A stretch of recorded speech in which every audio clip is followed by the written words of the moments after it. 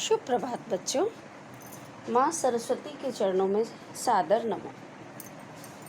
आज मैं आप सबको व्याकरण में भाषा, बोली, लिपि और व्याकरण के विषय में बतलाने जा रही हूँ। देखो बच्चों, मनुष्य अपनी विभिन्न आवश्यकताओं और इच्छाओं की पूर्ति के लिए समाज में रहता है। समाज या परिवार में रहने के लिए उसे अपनी इच्छाओं और भावनाओं को व्यक्त करना पड़ता है। साथ ही दूसरे व्यक्ति की भावनाओं और इच्छाओं को समझना भी पड़ता है।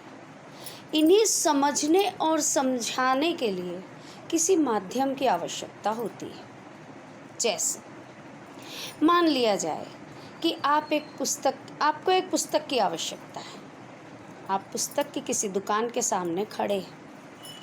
आप अपनी इस इच्छा को 3 रूपों में व्यक्त कर सकते हैं। पहली, पुस्तक की तरफ उंगली से इशारा करके पुस्तक की मांग करना, मुंह से बोल करके अमुक पुस्तक दीजिए, कागज पर लिखकर अमुक पुस्तक दीजिए।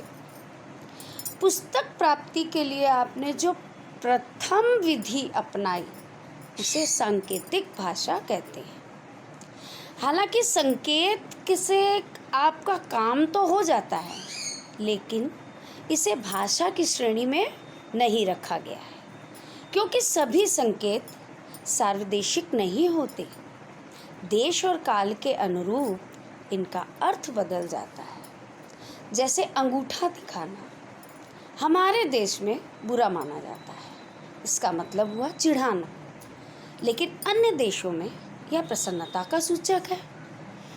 अब आज के इस दौर में, इस युग में व्हाट्सएप पर और फेसबुक पर हम जब अंगूठे का निशान देते हैं तो लोग खुश होते हैं, क्योंकि यह प्रसन्नता का द्योतक माना जाता है।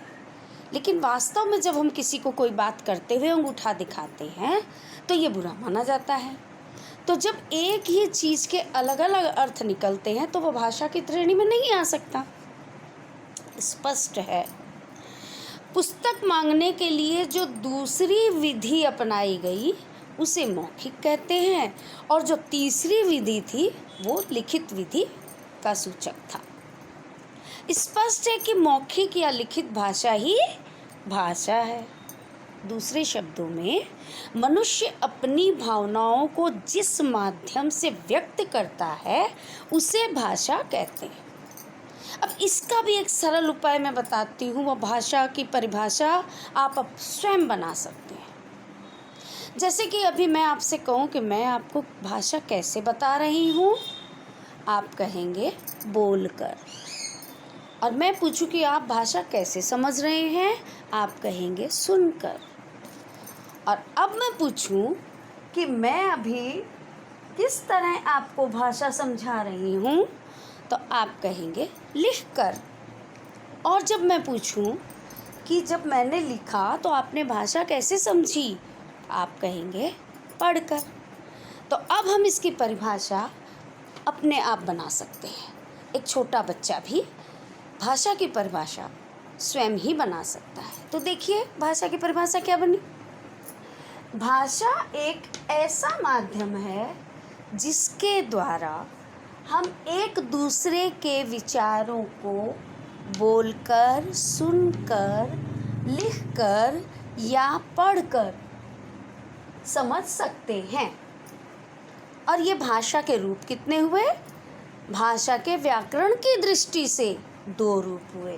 पहला मौखिक यानी बोलकर, और लिखित यानी लिखकर।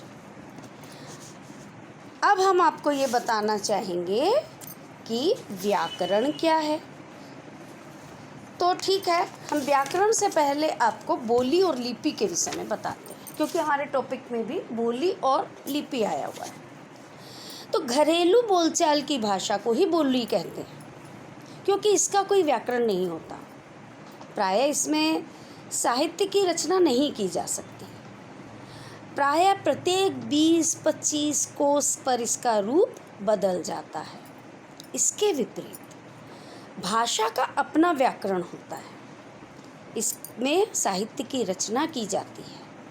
इसका रूप प्रत्येक स्थान पर समान होता है। अब बोली तो हम समझ गए कि वो बोलचाल की भाषा को ही बोली कहते हैं। लिपि, लिपि लिखने के ढंग को लिपि कहते हैं। जैसे हिंदी देवनागरी में लिखी जाती है, अंग्रेजी रोमन लिपि में लिखी जाती है, उर्दू फारसी में लिखी जाती है और पंजाबी गुरुमुखी में लिखी जाती है।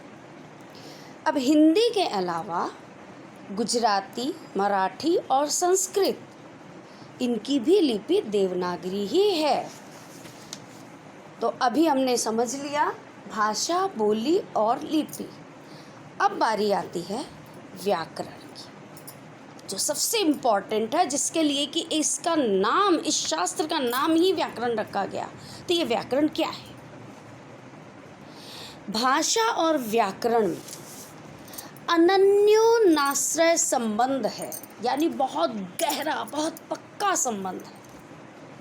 भाषा के बिना व्याकरण और व्याकरण के बिना भाषा की कल्पना नहीं की जा सकती। भाषा यदि शरीर है तो व्याकरण उसकी आत्मा। यह सही है कि सबसे पहले बोली की उत्पत्ति होती है, तब उसमें साहित्य की रचना होती है, तब वह भाषा का रूप ले लेती है। फिर अंत में व्याकरण की उत्पत्ति होती है। दूसरे शब्दों में हम कह सकते हैं कि भाषा आगे आगे चलती है और व्याकरण उसके पीछे पीछे चलता है। भाषा में एक रूपता लाने के लिए उसे कुछ नियमों में बांधा गया है। यही नियम व्याकरण कहलाते हैं। दूसरे शब्दों में भाषा की क्या लिपि हो, वर्णों को किस प्रकार संयोजित किया जाए, शब्दों एवं वाक्यों की रचना किन किन बातों पर का ख्याल रखा जाए, इन बातों की व्याख्या और व्यवस्था करना व्याकरण का काम है। अतः व्याकरण की परिभाषा हम इस प्रकार दे सकते हैं कि व्याकरण एक ऐसा शास्त्र है जिसके द्वारा शुद्ध शुद्ध बोलना और लिखना सिखलाया जाता है। अब अध्ययन करने के लिए हिंदी के व्याकरण को 5 भागों में बांट दिया गया है। पहला वर्ण विचार, शब्द विचार, वाक्य विचार, चिन्ह विचार, छंद विचार।